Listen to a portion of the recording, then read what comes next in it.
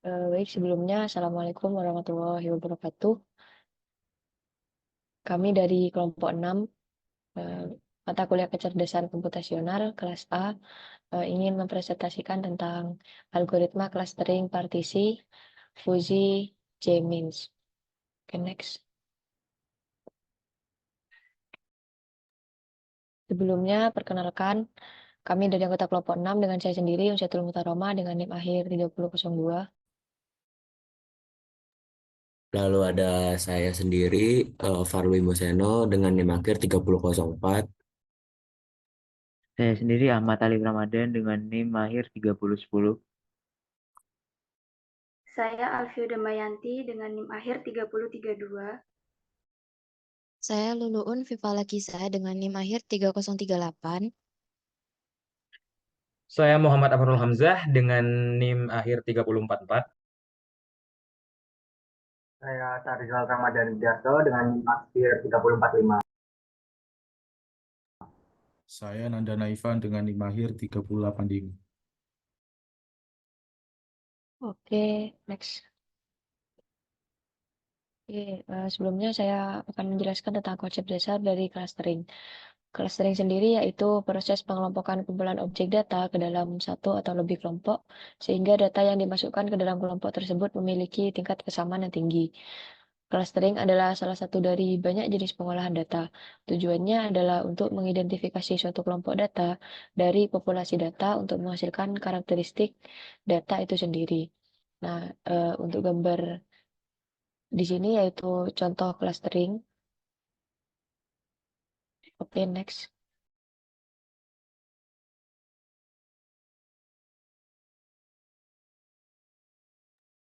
Baiklah, di sini aku mau ngejelasin tentang pengertian dari fuzzy J-means, yang dimana fuzzy J-means ini singkatannya itu FCM adalah teknik clustering data, di mana titik-titik dalam cluster ditentukan oleh derajat keanggotaan, yang dimana nilainya antara 0 dan 1, dan algoritma ini berfokus pada meminimalisi fungsi objektif yang menggambarkan jarak dari titik data ke pusat cluster yang terbobot oleh derajat keanggotaan.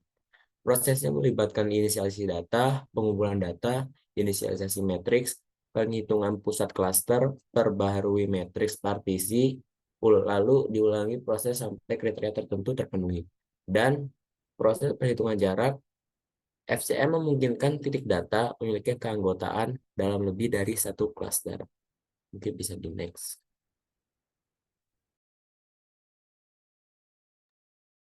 Perbedaan dari fuzzy J-means dengan K-means. Saya akan menjelaskan tentang fuzzy J-means.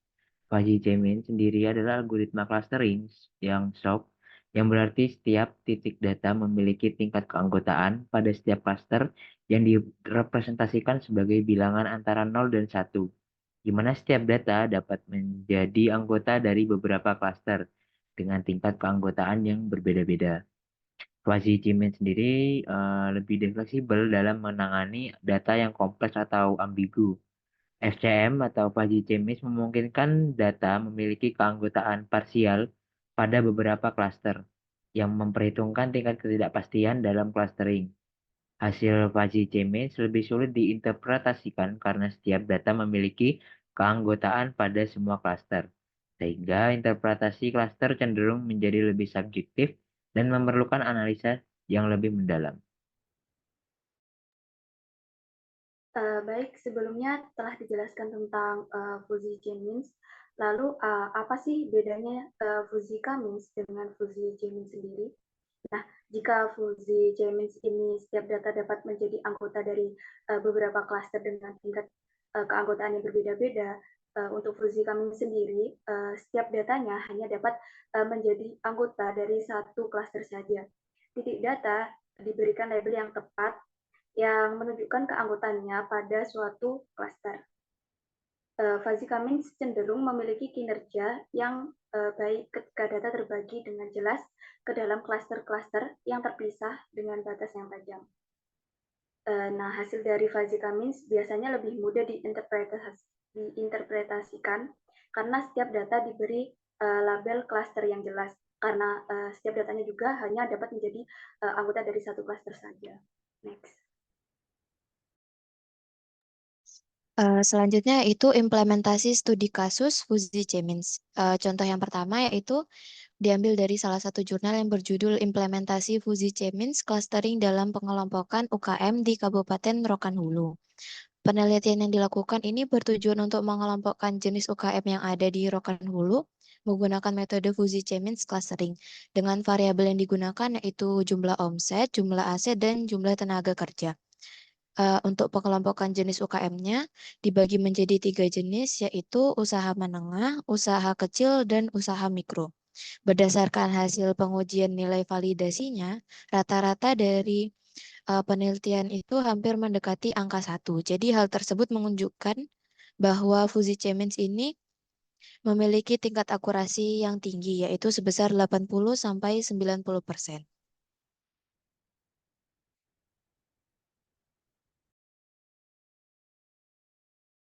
Oke, seperti yang sudah dijelaskan sebelumnya, Fuji Cemins itu berbeda dengan Fuji Cummins, yang dimana kalau Fuji Cummins itu tegas pembagiannya, diberi label-labelnya, sedangkan Fuji Cemins itu cenderung lebih soft. Nah, hal ini mengakibatkan Cemins itu tidak selalu sesuai untuk semua studi kasus. Misalnya di studi case yang pertama barusan disampaikan oleh teman saya, itu hasil akurasinya mendekati 1 atau bisa dikatakan 80 sampai 90% akurat, dan itu hasil yang sangat bagus gitu. Berarti C-means di situ performanya sangat maksimal. Nah, berbeda di contoh yang kedua ini, yang dimana di sebuah penelitian yang berjudul Implementasi Fuji C-means untuk clustering data dalam sistem informasi promosi, yang dimana studi kasusnya di SMAN Negeri 4 Tanjung Jabung Timur, sorry. Di penelitian ini dikatakan itu melakukan penelitian analisis promosi sekolah menengah atas. Algoritma Fuji Cemins ini digunakan untuk mengelompokkan siswa berdasarkan atribut-atribut tertentu, seperti nilai akademik, minat, dan latar belakang keluarga, untuk membantu sekolah dalam merancang strategi promosi yang lebih efektif. Nah, pada 9 sampel data siswa yang diuji, dalam penelitian tersebut menunjukkan bahwa algoritma Fuji Cemins ini akurasinya itu kurang maksimal, yaitu rata-rata hanya 50%. Kenapa? Karena seperti yang dikatakan tadi lagi, hasil interpretasi Fuji Cemins ini sulit untuk diinterpretasikan hasilnya karena tidak memiliki label-label yang jelas, sehingga untuk studi kasus tertentu itu hasilnya kurang optimal. Di penelitian ini ada beberapa yang bisa disimpulkan, seperti yang pertama itu penerapan algoritma Fuji Cemins ini itu bisa membuat klasifikasi dengan metode promosi dari sasaran yang ada. Kemudian proses clustering ini dilakukan untuk menentukan jumlah cluster yang ideal dalam proses perhitungan akurasinya. Itu proses perhitungannya itu tidak dapat terukur dengan baik gitu. Kemudian kesimpulan berikutnya ada penerapan Fuji Cemins clustering itu digunakan dengan menggunakannya itu MATLAB 6.1, itu dapat mengklasifikasikan hasil yang dianalisa pada promosi sekolah SMA Negeri 4 Tanjung Jabung Timur ini. Kemudian kesimpulan berikutnya ada hasil analisa data dari metode Fuji Cemins clustering dalam sistem informasi promosi SMA Negeri 4 Tanjung Jabung Timur ini tidak menemukan titik error yang diharapkan, sehingga di sini algoritma Fuji Cemins kurang optimal. Seperti itu. Next.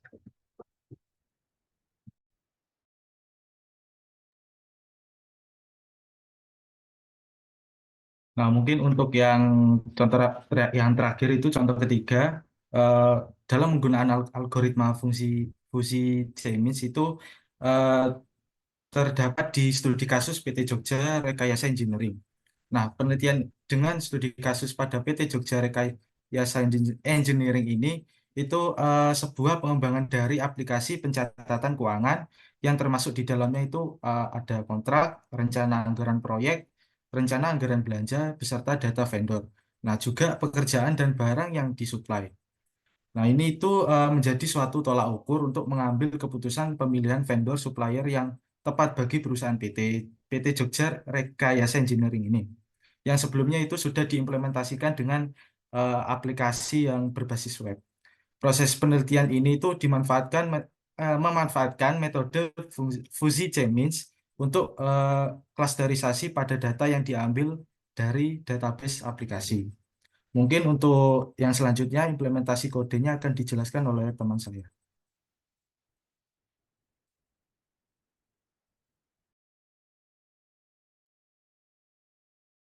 Ya, selanjutnya penjelasan tentang implementasi kode Python yang digunakan untuk fuzzy Cmin ini. Jadi di implementasi kode ini ada beberapa langkah atau bagian yang akan dibagi untuk menyelesaikan studi kasus yang pertama tadi, yaitu dataset UKM. Jadi langkah pertama ada import library, dimulai dengan import numpy as np, di sini yaitu mengimport library numpy untuk memanipulasi data numerik. Dan ini ada import pandas as pd, di sini yaitu mengimport library pandas untuk analisis dan pemrosesan data. Dan selanjutnya ada import skyfuzzy as fuzz, yaitu mengimport library skyfuzzy yang menyediakan fungsi-fuzzy untuk algoritma fuzzy. Lalu langkah kedua ada membaca dataset. Jadi di line dataset sama dengan pd.read.csv itu yaitu gunanya untuk membaca data dari file CSV bernama dataset ukm.csv ke dalam data frame pandas. Langkah ketiga ada memilih kolom data. Jadi dengan line data sama dengan dataset jumlah tenaga kerja seperti itu, yaitu mengambil kolom yang bernama jumlah tenaga kerja, jumlah aset, jumlah omset dari data frame yang disediakan dan mengubahnya menjadi array data tersebut. Selanjutnya ada normalisasi data. Di line min value sama dengan np min itu gunanya yaitu mencari nilai minimum untuk setiap kolom dalam array data yang diberikan. Dan di sini mungkin dijelaskan lagi untuk x sama dengan 0, yaitu untuk memilah tiap kolomnya. Selanjutnya ada max value, sama juga mencari nilai maksimum untuk setiap kolom dalam array data. Selanjutnya memasukkannya ke array data tersebut, yaitu melakukan normalisasi data dengan menskalakan nilai-nilai antara 0 dan 1 dan menggunakan data minus min values per max values min values tersebut. Selanjutnya bagiannya yaitu clustering fuzzy Cmin. Di sini dibuat terlebih dahulu ketetapan jumlah cluster yang ingin digunakan. Dan pada kasus ini yaitu ingin menggunakan 3 karena sesuai dengan studi kasusnya. Selanjutnya ada melakukan clustering STM pada data yang telah dinormalisasi dengan menggunakan CNTR, U0 itu tersebut. Untuk penjelasannya yaitu sebagai berikut, yaitu dimulai dari mungkin parameternya dulu. Jadi di sini ada data.t, mengubah array data menjadi transposenya, jadi baris menjadi kolom untuk memudahkan perhitungan nantinya. Dan ini ada n-center, yaitu menentukan jumlah cluster yang diinginkan, yaitu 3. Lalu ada penetapan 2 di sini untuk menentukan tingkat falsifikasi atau tingkat ketidaktegasan data. Jadi ada error 0,005, yaitu untuk menetapkan batas toleransi error untuk konvergensi. Dan ini ada max iter sama dengan 1000.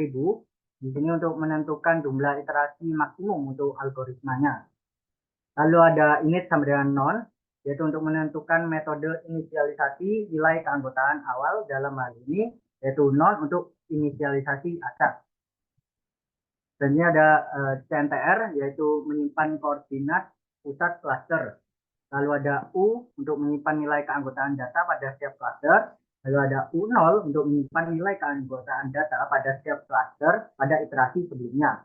Selanjutnya ada D untuk menyimpan jarak antara data dan pusat cluster. Lalu ada JM untuk menyimpan nilai objektif pada setiap iterasi. Dan dia ada P untuk menyimpan nilai eksponen untuk menghitung nilai keanggotaan. Lalu ada FPT-nya, yaitu menyimpan objek clustering untuk SDM-nya. Dan untuk bagian selanjutnya atau bagian terakhir yaitu untuk menampilkan hasil. Di sini ada print keanggotaan matriks, yaitu untuk menampilkan label untuk matriks keanggotaan. Lalu ada print U untuk menampilkan matriks keanggotaan di mana setiap elemen menunjukkan tingkat keanggotaan data point ke dalam cluster. Selanjutnya ada print N pusat cluster, yaitu untuk menampilkan label-label untuk pusat-pusat cluster. Lalu ada cluster center, yaitu untuk menghitung pusat klaster dalam skala data asli. Ya. Untuk selanjutnya atau yang terakhir yaitu print cluster center untuk menampilkan koordinat pusat-pusat cluster untuk setiap dimensi, jumlah tenaga kerja, jumlah tenaga kerja, jumlah aset, dan jumlah omset.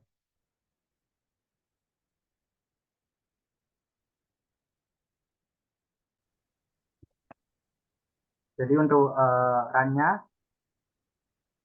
running programnya akan menjadi seperti ini.